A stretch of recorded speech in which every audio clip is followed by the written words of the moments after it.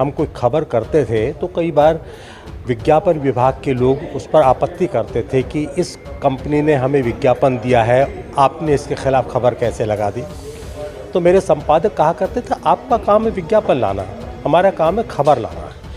हम विज्ञापन विभाग की इच्छाओं के अनुरूप खबर नहीं करेंगे, हम खबर से कोई समझौता नहीं करेंगे। और प्रभाष जी एक बात कहा करते थे कि किसी कंपनी का अगर विज्ञापन हमारे यहाँ लगा है और उसके खिलाफ खबर है तो कोशिश कीजिए कि उस विज्ञापन के बगल में वो खबर लगे।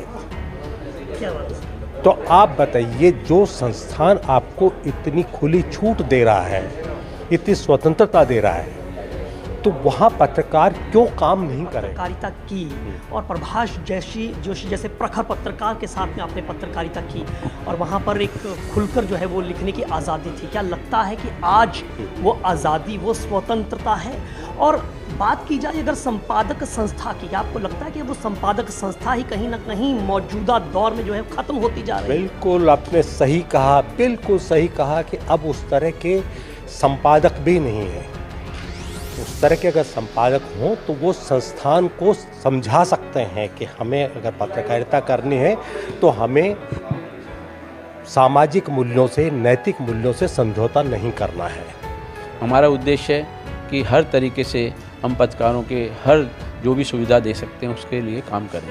तो हमने लगातार प्रधानमंत्री, राष्ट्रपति और गृह मंत्री के अलावा सूचना प्रसारण मंत्री सभी को लिखा है कि वो जो है ना पत्रकारों को हर राज्य से, चीफ मिनिस्टर्स को भी लिखा है, राज्यपाल को भी लिखा है कि हर राज्य के 60 वर्ष से ऊपर पत्रकारों को कम से कम 15,000 और जहाँ जिस तरीके का माहौल है 20,000 पेंशन दी जाए। क्योंकि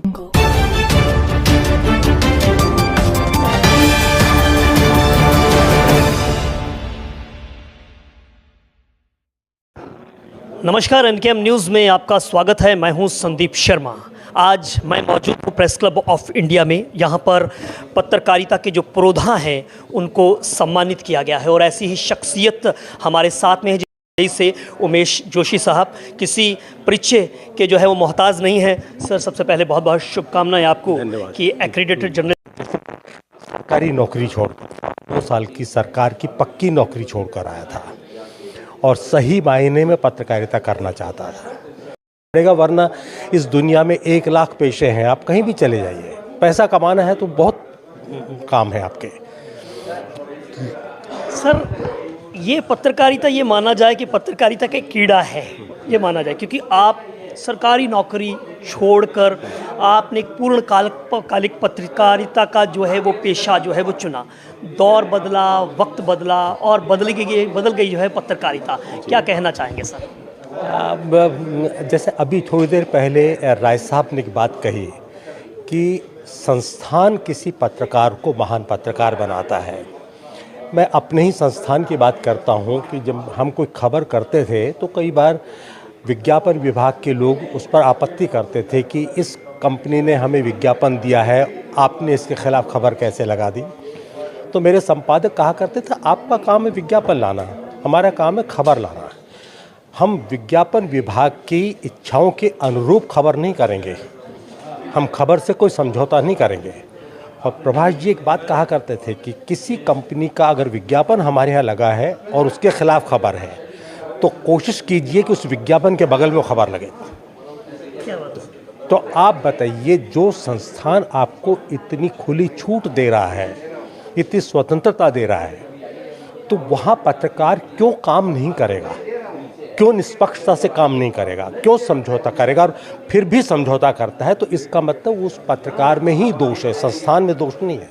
लेकिन सर, अभी जैसे राम बहादुर राय साहब ने एक बात कही कि पत्रकार भ्रष्ट नहीं हुए हैं, पत्रकारिता के जो संस्थान हैं वो भ्रष्ट हुए हैं। आपने जिस दौर में पत्रकारिता की और प्रभाष जोशी जैसे प्रखर पत्रकार के साथ में आपने पत्रकारिता की और वहाँ पर एक खुलकर जो है वो लिखने की आज़ादी थी। क्या लगता है कि आज वो आज़ादी, वो स्वतंत्रता है? और बात की जाए अगर संपादक संस्था की, क्या आपको लगता है कि वो संपादक संस्था ही कहीं ना कहीं मौजूदा दौर में जो है ख़त्म होती जा रही है? बिल्कुल आपने सही कहा, बिल्कुल सही कहा कि अब उस तरह के संपादक भी नहीं है। उस तरह के अगर संपादक हों तो वो संस्थान को समझा सकते हैं कि हमें अगर पत्रकारिता करनी है तो हमें सामाजिक मूल्यों से, नैतिक मूल्यों से समझौता नहीं करना है। लेकिन जो मालिक चाहते हैं, संपादक भी उसी रो में बहते हैं, उनको भी अपनी नौकरी बचानी है। लेकिन एक्सप्रेस ग्रुप में आज भी पत्रकारिता के मूल्य हैं, आज भी वो बिल्कुल अलग हटकर पत्रकारिता कर रहा है, आज भी वहाँ के पत्रकारों को स्वतंत्रता है। और फिर भी अगर कोई पत्रकार उस पूरे समूह में निष्पक्ष होकर पत्रकारिता नहीं कर रहा है तो इसका मतलब ये है कि वो पत्रकार निष्ठा से पत्रकारिता नहीं कर रहा है और वो ज़्यादा दिन तक उस संस्थान में नहीं टिक सकता। एक आखिरी प्रश्न पूछना चाहूँगा सर, पिछले 4-5 दशक की पत्रकारिता आपने देखी है, आगे की पत्रकारिता का किस मोड़ में जो है आपको लगता है कि कहाँ किस ऊबड़ खाबड़ रास्तों से निकल कर आई है, तो कहाँ जा रही है ये पत्रकारिता? दरअसल मैं निराशावादी नहीं हूँ और हर युग में समझौतावादी लोग हुए हैं, आज के युग में भी आज थोड़े से ज़्यादा हैं कि उस ज़माने में जब हमने पत्रकारिता शुरू की थी उस वक्त भी समझौतावादी लोग थे, ऐसा नहीं कि तब नहीं थे। तो वो समझौतावादी लोग कम संख्या में थे, आज थोड़े ज़्यादा हैं और आगे आने वाले समय में हो सकता है कि परिदृश्य फिर वैसा ही हो जिस तरह से हमने देखा है। तो ये तो बदलाव आता रहता है। बाकी ये है कि कभी भी पत्रकारिता के सामने संकट जिस तरह से आज है उस तरह का संकट हमने कभी कल्पना नहीं की थी।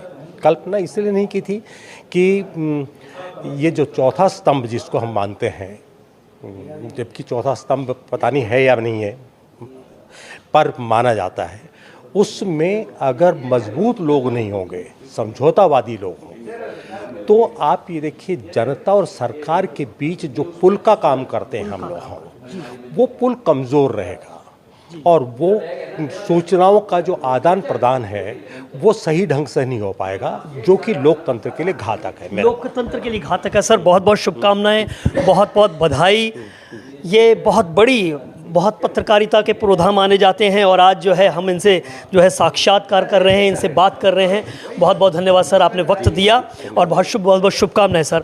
और एक्रीडेटेड जर्नलिस्ट ऑफ इंडिया ने इस सम्मान से जो है उमेश जोशी साहब को नवाजा है। तो मेरे साथ यहाँ पर विजय शंकर चतुर्वेदी हैं जो कि एक्रीडेटेड जर्नलिस्ट एसोसिएशन के जो है प्रतिनिधि हैं। हम उनसे भी मुखातिब होते हैं, उनसे भी बात करते हैं कि आज जब उन्होंने जो है मधुरेंद्र सिन्हा और उमेश जोशी जी को सम्मानित किया है, तो आप देख सकते हैं तो हमारे साथ विजय शंकर चतुर्वेदी और पत्रकारिता जगत में जो है वो हमेशा से बड़ी सक्रियता के साथ काम करते रहते हैं और आज उमेश जोशी जी और मधुरेंद्र सिन्हा जी को उन्होंने एमिनेंट जर्नलिस्ट अवार्ड 2023 से नवाजा है। सर क्या कहना चाहेंगे?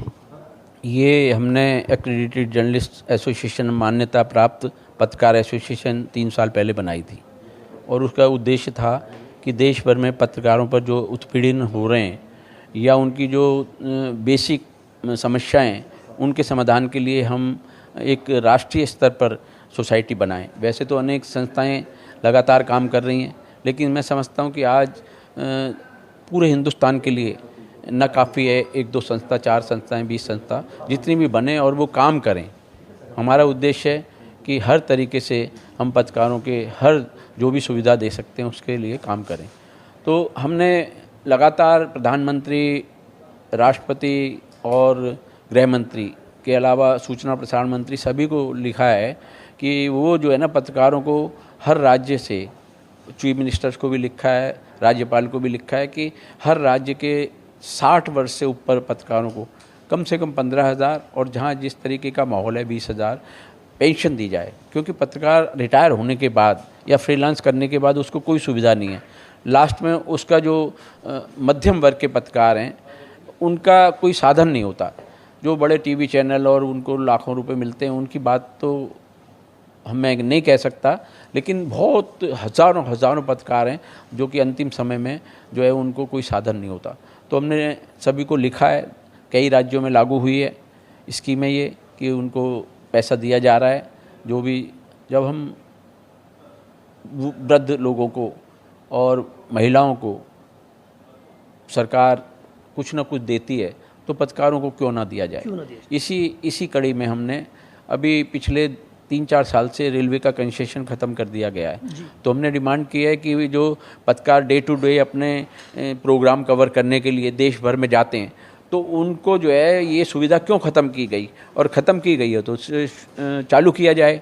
पहले भी लिखा, अभी 2 दिन पहले फिर हमने जो है ना रेल मंत्री को चिट्ठी लिखी है और मेल किया है कि ये सुविधा दोबारा से शुरू। एक आखिरी सवाल सर मेरा ये है आपसे, चूँकि आप राष्ट्रीय स्तर पर ये तमाम मुद्दे जो पत्रकारों से सरोकार रखते हैं उनको उठाते रहते हैं, देश की राजधानी दिल्ली की बात करें या वो पत्रकार जो मझोले पत्रकार हैं, आज पत्रकार जो पत्रिकाएं हैं, जो समाचार पत्र हैं, उनके सामने भी बड़ी समस्या जो है वो पैदा हो चुकी है।